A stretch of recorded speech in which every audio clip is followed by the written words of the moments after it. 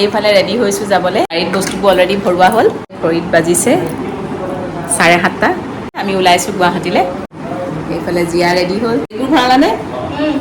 গোটেইবোৰ যেতিয়া অলপ দিনৰ কাৰণে ঘৰৰ পৰা ওলাই যাবলগীয়া হয় তেতিয়াহ'লে বহুত কাম থাকে ঘৰটো সামৰি খুতৰি থৈ যোৱা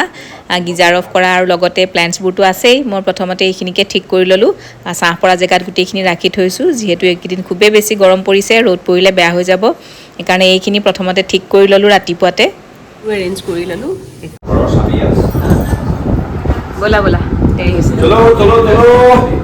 ক'ত যাবা এতিয়া অকল ফুৰিবাই নে কি আছে আমি ৰেডি গাড়ীত বস্তু ভৰোৱা হৈ গ'ল বাকী আপোনালোকক দেখুৱাই যাম এই মানি প্লেণ্টটো লৈ লৈছোঁ পানী দিয়া মানি প্লেণ্ট লৈ মেলি ঘৰৰ দুৱাৰ বন্ধ কৰি ওলাইছোঁ নতুন এখন ঘৰৰ দুৱাৰ খুলিবলৈ 4টা মানে 3:30 আৰু এখন যায় ঘূৰি পকি যোৱাখন সেইখন গৈ 4টাত পায়গৈ আমাৰ ঘৰ লোৱালে গোটেইকেইটা পৰিয়ালে যোৱা হ'ব আমি আজি ওলাইছোঁ আৰু কাইলৈ যাব মাজুবহত তেনেদৰে গোটেইকেইটা ফেমিলিয়ে তাত লগ হ'মগৈ আৰু আপোনালোকক দেখুৱাই থাকিম এয়া আমি যাত্ৰা আৰম্ভ কৰিছোঁ আপোনালোকেও আশীৰ্বাদ কৰিব আমাৰ নতুন এই যাত্ৰাটোত হেল্ল' এভৰিৱান গুড মৰ্ণিং আৰু আমাৰ ইয়াত যাত্ৰা আৰম্ভ হৈছে গুৱাহাটীলৈ আৰু মই বহিছোঁ পিছফালে আৰু আপোনালোকক জনাই থাকিম কাৰণটোতো গম পায়ে কি কাৰণে আমি গুৱাহাটীলৈ আহিছোঁ আৰু বাকীবোৰ আপোনালোকক জনাই থাকিম তালৈ গৈ আগত এখেত আৰু এইফালে আছে বস্তু চব লৈ লৈছোঁ এইফালে হাতী বস্তু ভৰ্তি গাড়ীখনত চাৰিওফালে টোপোলাৰে ভৰ্তি হৈ আছে আৰু জিয়া মই বহি আছোঁ টোপোলাৰ মাজত যিমানখিনি পৰা যায় সৰু সুৰা বস্তু ইয়াৰ পৰা লৈয়ে লৈছোঁ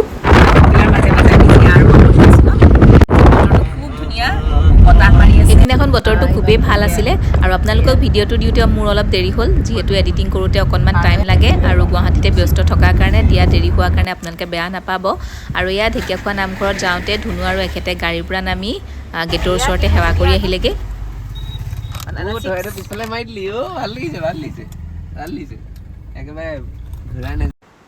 এইফালে যোৰহাট আহি পালোহিয়ে চাউলুং চুকাফা সমন্বয় ক্ষেত্ৰ কি কৈছা এটা চাহ খাবা অঁ ঠিক আছে খাম লং জাৰ্ণিত ক'ৰবাত যাবলগীয়া হ'লে মই লাল চাহ কাপ ঘৰতে বনাই নিওঁ তেতিয়া অকণমান ফ্ৰেছ লাগে ৰৈ যদি ক'ৰবাত খোৱা হয় ঘৰতে চাহ বনাই আনিছিলোঁ এইফালে এতিয়া চাহ কাপ খাই লওঁ উৰিব ধৰা ধৰিলা জিয়া ধৰিলে যা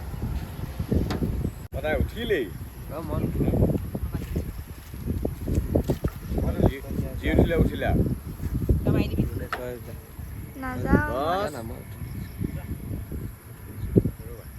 তই যা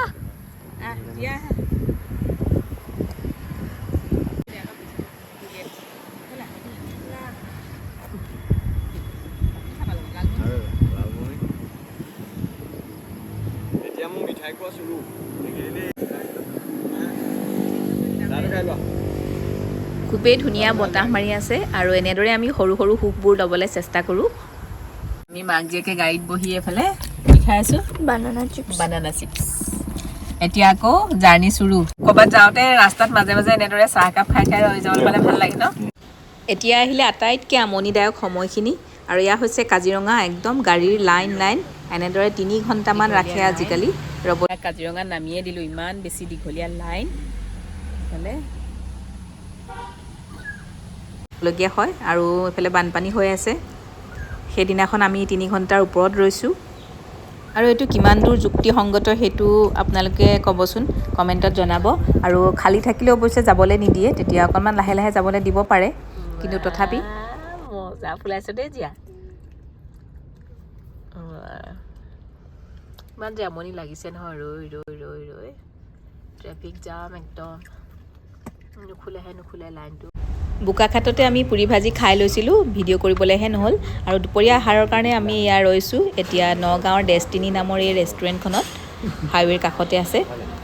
এইফালে অৰ্ডাৰ কৰিলোঁ আৰু ইয়াৰ খানা ভালেই আছিলে এয়া আপোনালোকক দেখাইছোঁ অকণমান প্লেটখন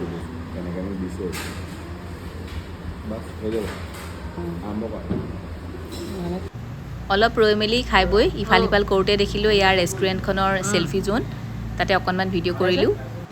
আৰু বাহিৰৰ পৰিৱেশটো অকণমান দেখুৱাইছোঁ এয়া হৈছে হাইৱেৰ গাতে লাগি থকা ৰেষ্টুৰেণ্টখন খানাটো ভাল আছিলে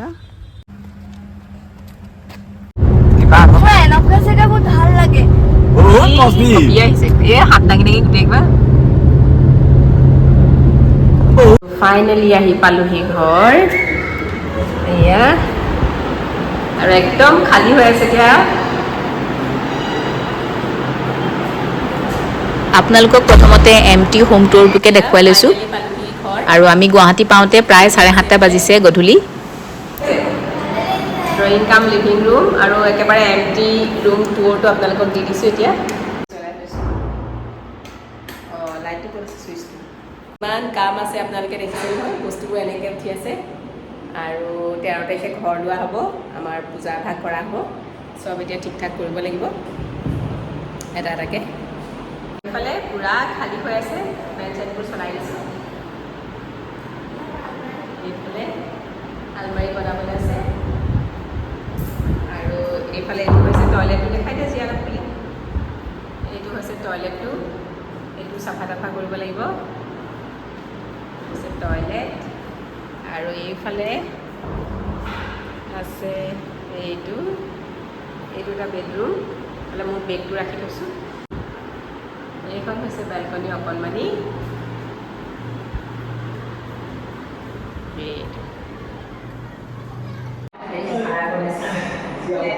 প্ৰথম কাম চাহ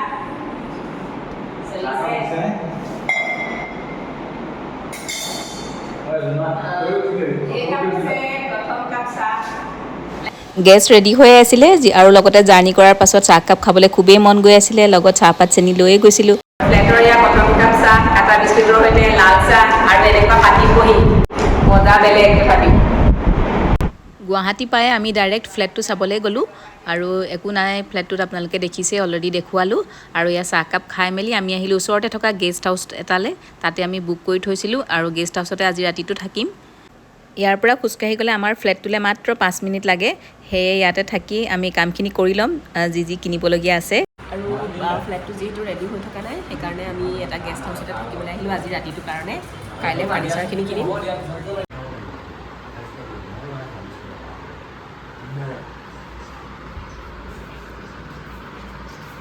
এয়া আমি থকা গেষ্ট হাউচটো আৰু ইয়াত দুৱাৰ লক কৰি এয়া যাবলৈ ওলাইছোঁ এতিয়া ফাৰ্নিচাৰ কিনিবলৈ জীয়াই ৰেডি আৰু এয়া এতিয়া গেষ্ট হাউচৰ পৰা ওলাইছোঁ ফ্ৰেছ হৈ মেলি এতিয়া যাম ফাৰ্নিচাৰ কিনিবলৈ এইফালে তলা মাৰি থৈছে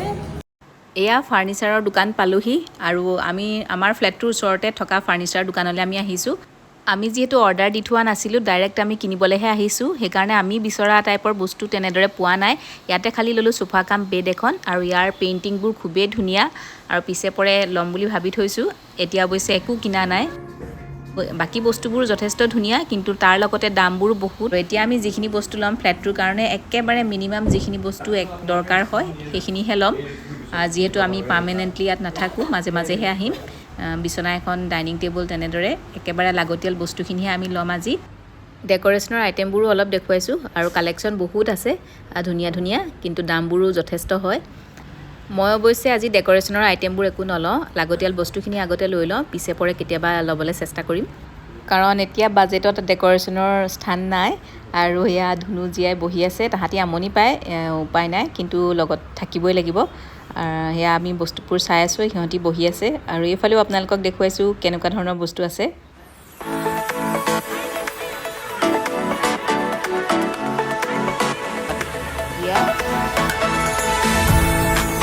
আমি বস্তুবোৰ লৈ মেলি আহিলোঁ ফ্লেটলৈ আৰু এতিয়া ইয়াত ইফালে ফিটিং কৰি আছে এছেম্বল কৰিছে আজিকালি চববোৰ বস্তু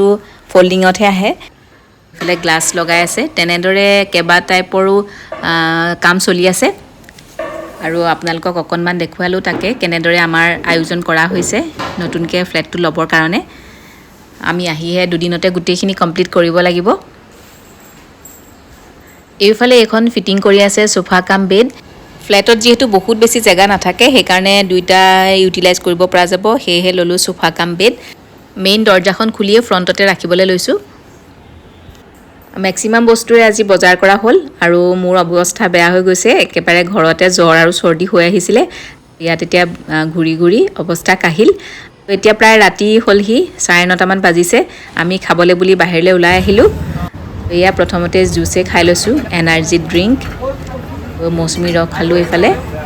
ডাউন টাউনতে আৰু ডাউন টাউনতে আছে এখন ৰেষ্টুৰেণ্ট আমি প্ৰায়ে তাত গ'লে খাওঁ গুৱাহাটীলৈ গ'লে ৰাভাজ কিটচেন আৰু তাতে এতিয়া ৰাতিৰ সাজ খাবলৈ বহিলোঁ আৰু লগতে ভাইটি আৰু ভাই বোৱাৰীও আহিলে